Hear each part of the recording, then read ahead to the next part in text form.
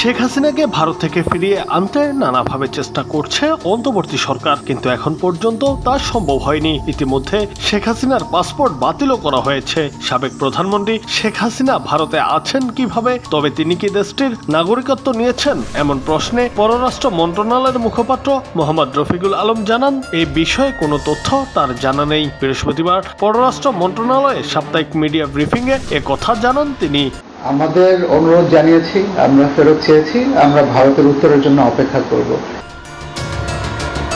রফিকুল আলম বলেন, শেখ হাসিনা ভারতের নাগরিকত্ব গ্রহণ করেছেন কিনা সে তথ্য আমাদের পররাষ্ট্র মন্ত্রণালয়ে নেই। এছাড়া তিনি কোন স্ট্যাটাসে আছেন সেটা ভারত সরকারের বিবেচনাধীন বিষয়।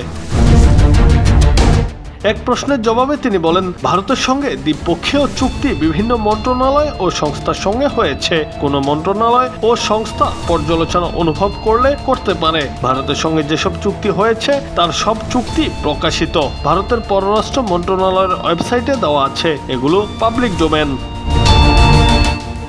ভারতের সঙ্গে কোনো গোপন চুক্তি আছে কিনা জানতে চাইলে পররাষ্ট্র মন্ত্রণালয়ের মুখপাত্র বলেন, সেটা আমার জানা নেই। জুনায়েদ আহমেদ, বাংলা টিভি।